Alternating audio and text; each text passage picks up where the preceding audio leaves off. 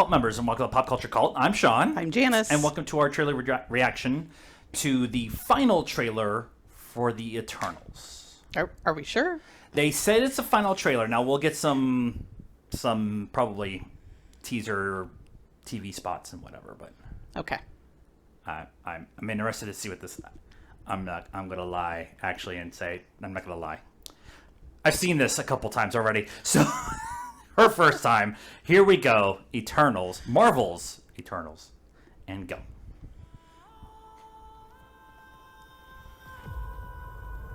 Five years ago, Thanos erased half of the population of the universe. But the He's so people of true. this planet brought everyone back with a snap of a finger. The sudden return of the population provided the necessary energy for the emergence to begin. It's the emergence. Doesn't look good. How long do we have? 7 days. Sure. Sure. I love them. We're Changing. Eternals. We came here 7,000 years ago to protect humans from the deviants. Bad guy. Why didn't you guys help fight Thanos? Or any war, all the other terrible things throughout history?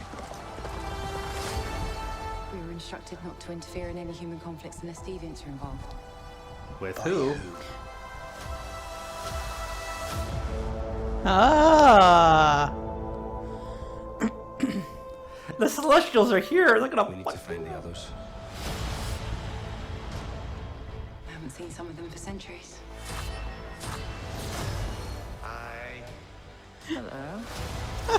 This is what the end of the world looks like.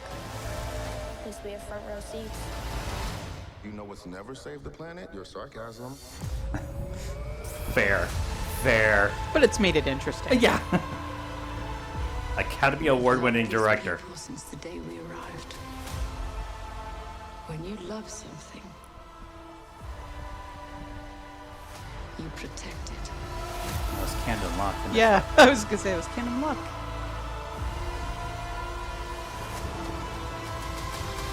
That's cool. You can't protect.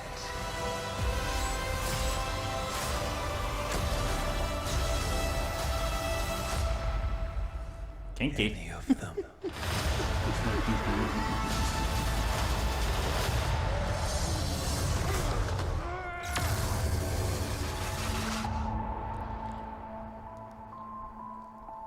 I bet you've built the perfect safe house. Well, what's this even made of? Vibranium? Nope.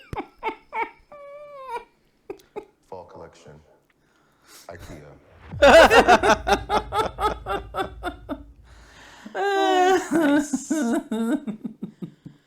Well, so I mean, we got a lot in that. Yeah.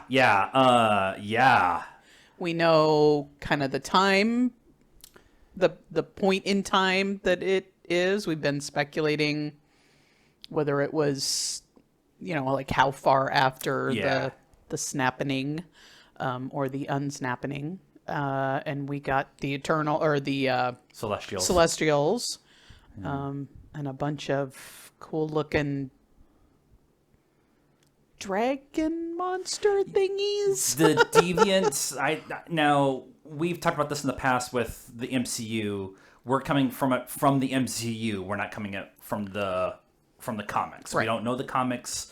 We're learning as we go along and stuff like that. So the Deviants and the Eternals are like at war with each other or whatever. I'm wondering if those dragon puppy whatever things are the physical manifestation of the Deviants. Okay. And they're just being monsters to be monsters. Right. But or if they're celestial dogs. yeah. Wolves. Yeah. I mean they make a point of saying who'd you make a deal with, and then the next scene is the Celestial. Yeah. But it's Marvel. It's Marvel, so it's all misdirection. It could all be. Yeah. And the Celestials aren't actually in this. This is a character study on people who are 7,000 years old. Sure. and why they didn't get involved in anything. Yeah, well, and that Yeah. that too, because there's been a lot of talk about how are they going to explain if this is after the snapping and the unsnapping, why didn't they do anything? Right, right. Yeah, so It makes a lot of sense. So that they made an agreement with the Celestials that they would not get involved. yeah, To allow themselves to be part of humanity. yeah, And I like that. Some people or a couple people online were like, "Oh, that's lazy story writing because it's a funny joke." But it makes a lot of sense. It makes a lot of sense that they, with all of this power, chose to be here and live as humans, which is very much the Superman discussion, right? Right. The Superman decide to live here and not get involved. At what point in time do you have to get involved to save the people you love? Well, and if you follow the DCU, Superman pays a price for Right. getting involved Right. because then, people start, questioning why are we letting this superhuman, Yep. make these decisions, And then the people he loves and cares for get caught in the crossfire yeah, and stuff so with Lois it's and everything. That doesn't really work the other way necessarily either. And I like that because that's been a lot of the discussion, at least within the fandom, is how are they going to explain this? Because they are so powerful and they Right. are so been around, like they said, we've been here for 7,000 years. If we're Right. here for 7,000 years, how can you allow everything to happen?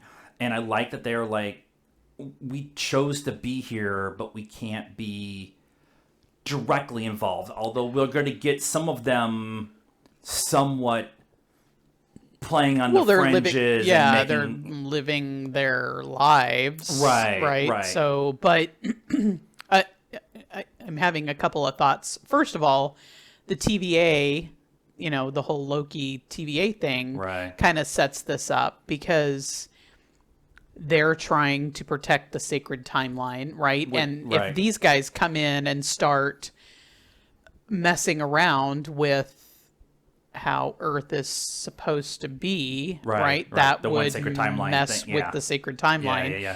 And two, I wonder if like Kevin Feige or any of them, like they all sat down and went, okay, so we're gonna do,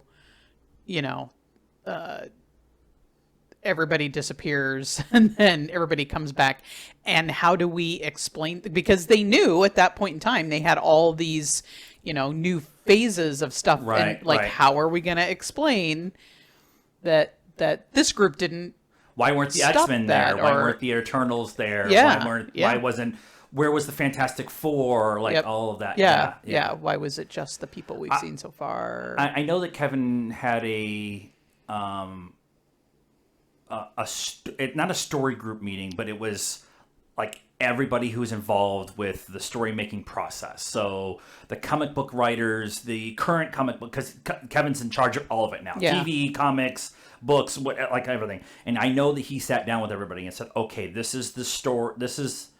Let's workshop this story, and how do we tell this story connectively? Not directly like A to B to C to D, but Right. A and C are connected, and how B does that and affect E, and how's what it we're going forward, right, and right. does that change? And so I the know that stories conversation and- actually was had. Yeah, And they had to make rules of what that meant. right. And Kind of like